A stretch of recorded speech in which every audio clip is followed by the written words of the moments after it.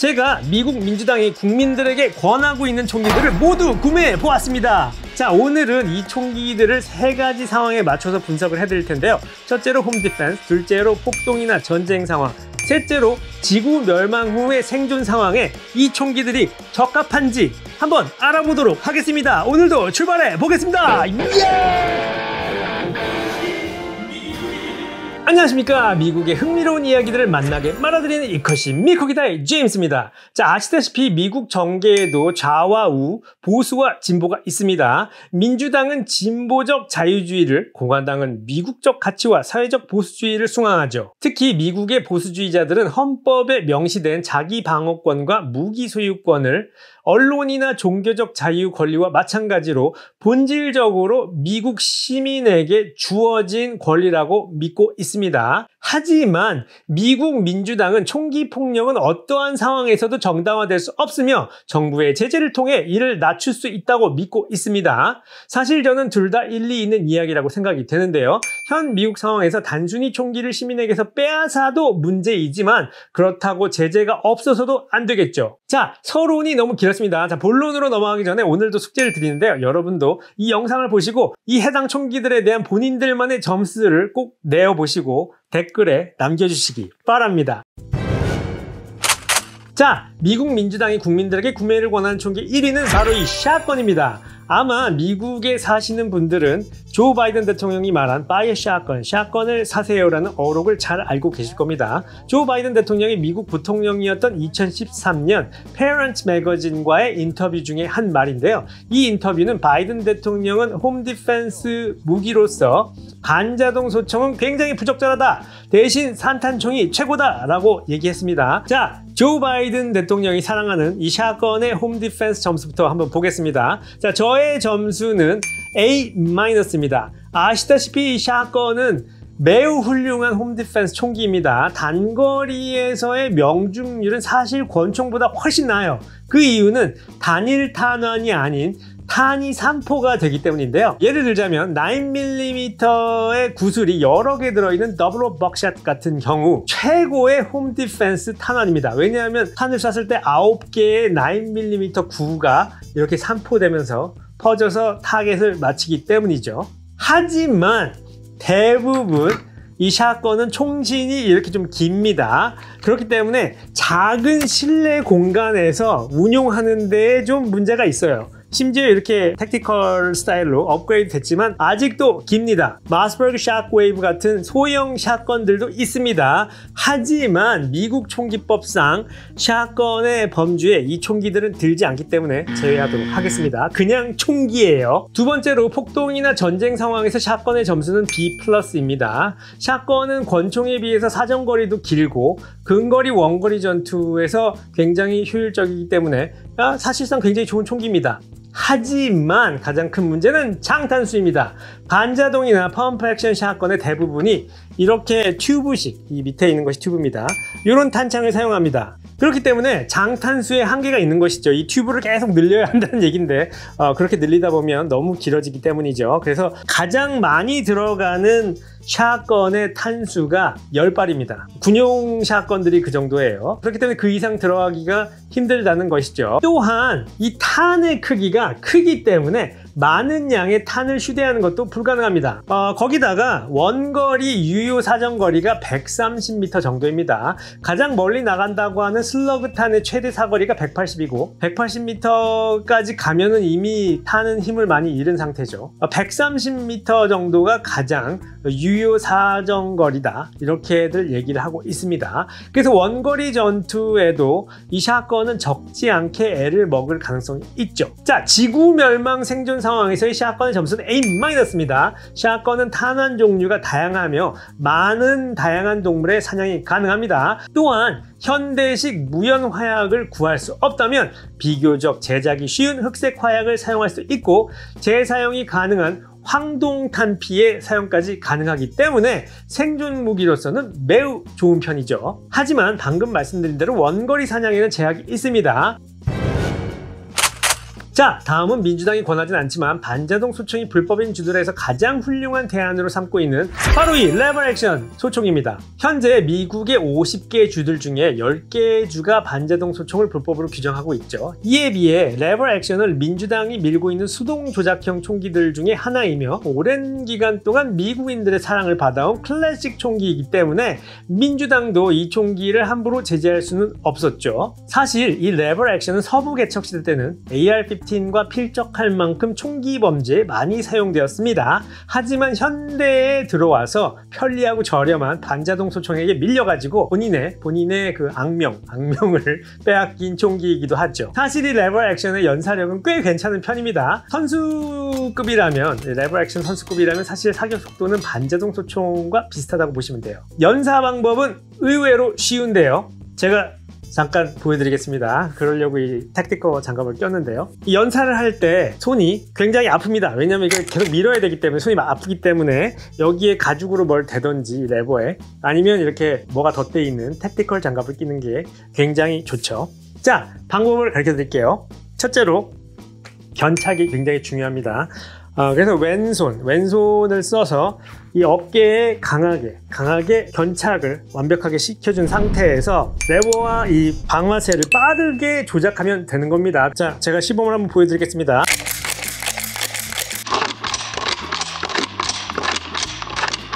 자, 레버 액션 소총에 대한 저희 홈 디펜스 점수는 A-입니다. 그 이유는 8발에서 12발 사이에 충분한 장탄수, 그리고 상대적으로 짧은 사이즈로 인해서 실내에서 작은 공간 활용이 굉장히 좋습니다. 코너에 있어도 잘 쏠 수가 있어요.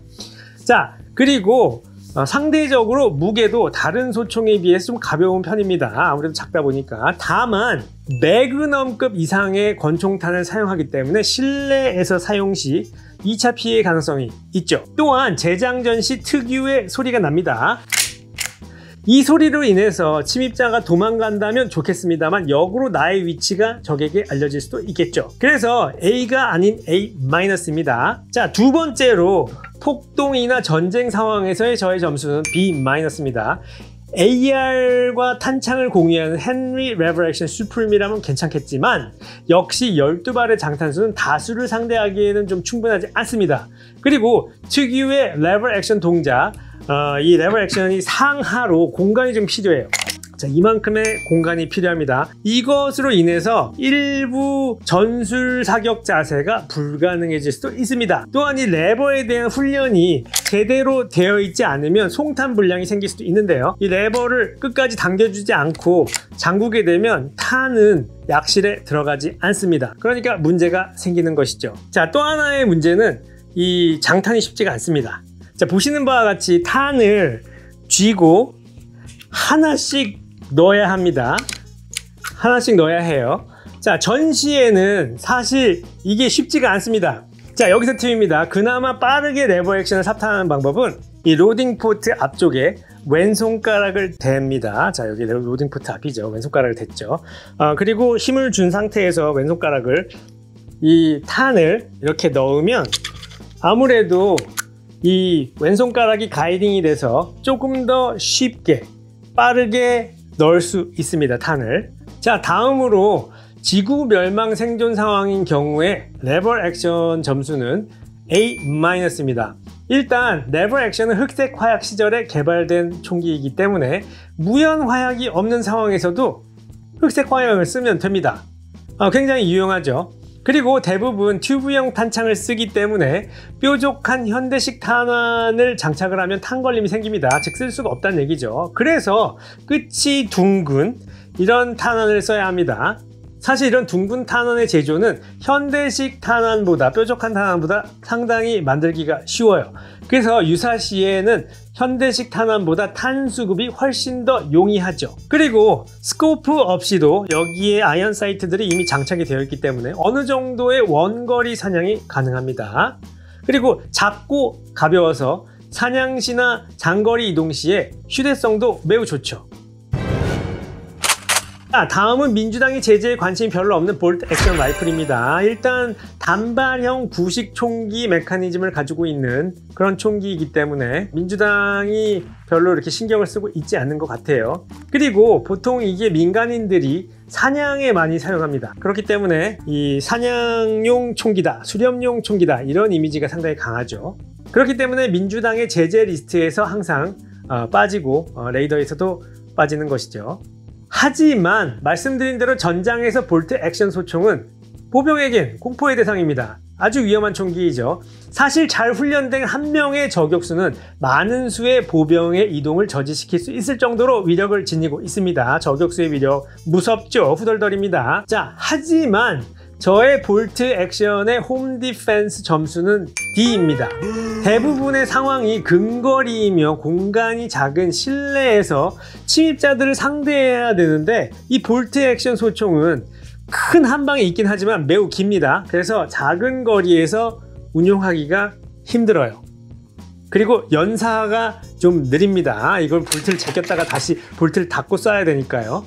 그리고 장탄수도 그렇게 많은 편은 아니죠. 그리고 가장 큰 문제는 탄환이 대부분 고위력이기 때문에 2차 피해가 날 가능성이 굉장히 큽니다. 자, 두 번째로 폭동이나 전쟁 상황에서 저의 볼트 액션의 점수는 B+입니다. 실력 좋은 저격수가 만일 원거리에서 은폐를 하고 적을 기다린다면 말 그대로 후덜덜합니다. 아까 말씀드렸죠.